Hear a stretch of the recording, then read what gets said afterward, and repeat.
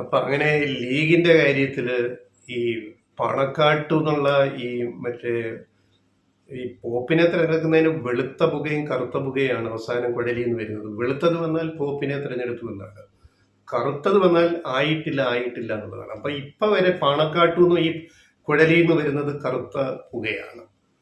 അത് നാളെ വെളുത്ത പുക വരുമോ എന്നുള്ളതാണ് ഇപ്പൊ ഏറ്റവും കൂടുതലത്തെ ചോദ്യം. കാരണം ഈ ലീഗിന്റെ ചർച്ചകൾ കഴിഞ്ഞ 2 ദിവസമായിട്ട് നടന്ന് കോൺഗ്രസ് നേതൃത്വമായിട്ട് പറഞ്ഞു വരുന്നത് 3-ാം ലോക്സഭാ സീറ്റാണ്. ഞങ്ങൾ കഴിഞ്ഞ ദിവസം ചെയ്ത സ്റ്റോറിയിൽ ഞങ്ങൾ പറഞ്ഞിരുന്നു ലീഗിന് മിനിമം 5 സീറ്റെങ്കിലും ലോക്സഭയിലേക്ക് മത്സരിക്കാൻ കൊടുക്കണമെന്ന് UDF. അത് ന്യായമാണെന്ന് ഞങ്ങൾ പറഞ്ഞിട്ടുണ്ട്. അതിന്റെ കാരണങ്ങൾ ഞങ്ങൾ അതിന്റെ കണക്കുകളും പറഞ്ഞതാണ്. പക്ഷേ ഒരു 3-ാമതൊരു സീറ്റെങ്കിലും വേണമെന്ന പിടിവാശിയിൽ ഇങ്ങനെ ലീഗ് നിൽക്കുന്നു എന്നാണ് മാധ്യമ റിപ്പോർട്ടുകൾ. അപ്പൊ ഇന്നലെ മിനിഞ്ഞാന്നുമായിട്ട് പിന്നെ കോൺഗ്രസ് നേതാക്കളുമായിട്ടും UDF നേതാക്കളുമായിട്ടെല്ലാം ലീഗിലെ കുഞ്ഞാലിക്കുട്ടി അടക്കം ആൾക്കാർ ചർച്ചകളൊക്കെ നടത്തി.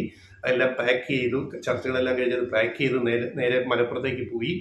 അദ്ദേഹം പറഞ്ഞത്, ലീഗ് നേതാക്കൾ പറഞ്ഞത് 27-ന്, അതായത് നാളെ 27-ന് ലീഗിന്റെ ഉന്നതാധികാര യോഗം സമിതി, ഉന്നതാധികാര സമിതി യോഗം, അതാണ് ഏറ്റവും അപ്പെക്സ് ബോഡിയാണ്. അവിടെ ബിരിയാണിയും കഴിച്ച് ഞങ്ങളൊരു യോഗം ചേരും. സ്ഥിരം പതിവ് നമ്മൾ കണ്ടിട്ടുള്ളതാണ്.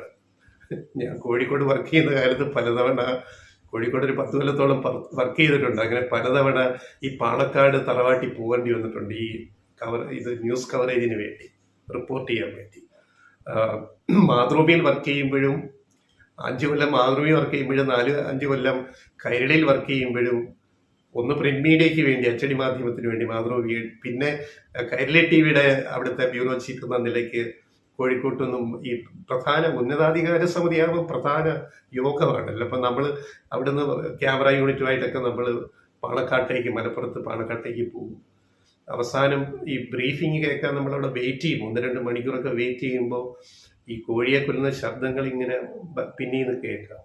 നല്ലൊന്നാന്തരം കോഴി ബിരിയാണി, കുറ്റം പറയരുതല്ലോ, നല്ലൊന്നാന്തരം കോഴി ബിരിയാണി വരുന്ന മാധ്യമ പ്രവർത്തകർക്കും അവിടെ വരുന്ന ലീഗിന്റെ നേതാക്കൾക്കും എല്ലാവർക്കും സുഭിക്ഷമാണ്. അപ്പൊ അതുകൊണ്ട് എല്ലാവരും പോവുകയും ചെയ്യും. അത് കഴിഞ്ഞിട്ട് ഉന്നതാധികാര സമിതി യോഗം കഴിഞ്ഞിട്ട് വന്നിട്ട് ബഹുമാനപ്പെട്ട തങ്ങൾ 2 വർത്താനം പറയും. അതിനുമ്പ് കുഞ്ഞാലിക്കുട്ടിയല്ലേ മറ്റു നേതാക്കൾ ആരെങ്കിലും പറയും, ഞങ്ങൾ യോഗം കൂടി, അന്തിമ തീരുമാനം ഞങ്ങൾ തങ്ങൾക്ക് വിട്ടു എന്ന് പറയും. സ്ഥിരം പറയുന്നതാണ്. ഞങ്ങൾ യോഗം കൂടി എല്ലാം വിശദമായിട്ട് ചർച്ച ചെയ്തു, അന്തിമ തീരുമാനം ഞങ്ങളുടെ പാണക്കാട് തങ്ങൾ പ്രഖ്യാപിക്കുന്നതായി. ഇത് എത്രയോ കാലമായിട്ട് കണ്ടുകൊണ്ടിരിക്കുന്ന ഒരു കാര്യം. അപ്പം നാളെ സംഭവിക്കുന്നത് എന്താണെന്ന് ഞങ്ങൾക്ക് ഏറെക്കുറെ ഊഹിക്കാം. അറിയാൻ കഴിയുന്നത് ലീഗിനൊരു 3-ാം ലോക്സഭാ സീറ്റ് കൊടുക്കാതിരിക്കാനാണ് കോൺഗ്രസ് നോക്കുന്നത്. നിങ്ങൾക്ക് രാജ്യസഭ വരുമ്പോൾ തരാം, തൽക്കാലം ഒന്ന് ഒതുങ്ങും, നമ്മളിത് മുന്നോട്ട് കൊണ്ടുപോകണ്ടേ ഈ വണ്ടി എങ്ങനെയൊക്കെ.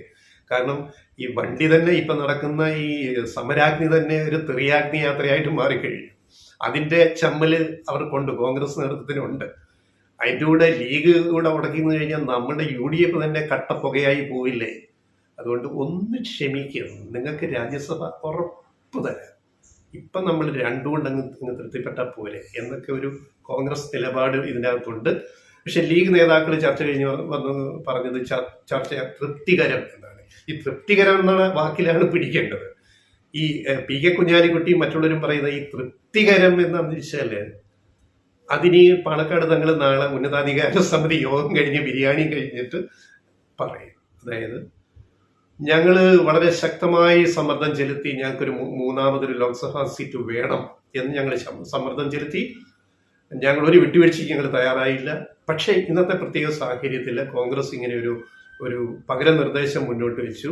വരാൻ പോകുന്ന ഇനി വഴി വരുന്ന രാജ്യസഭാ സീറ്റിൽ ഒരു സീറ്റിൽ UDFന് ജയിക്കാൻ പറ്റുമല്ലോ. 41 അല്ല, ഇത്ര MLA-മാരുണ്ട്, 49 MLA-മാരുണ്ടല്ലോ. അപ്പൊ അതുകൊണ്ട് ഞങ്ങൾക്ക് പിന്നെ രാജ്യസഭ സീറ്റ് അടുത്തവരെ തരാമെന്ന് കോൺഗ്രസും UDFും ഒരു നിർദ്ദേശം മുന്നോട്ട് വെച്ച് ഞങ്ങളതങ്ങ് ഈ മുന്നണി മര്യാദയുടെ പേരിൽ ഞങ്ങളത് ഇപ്പോഴത്തെ ഒരു ഇലക്ഷന്റെ സാഹചര്യത്തിൽ സ്വീകരിക്കാൻ തീരുമാനിച്ചു എന്ന് പുതിയ പാണക്കാട് തങ്ങൾ.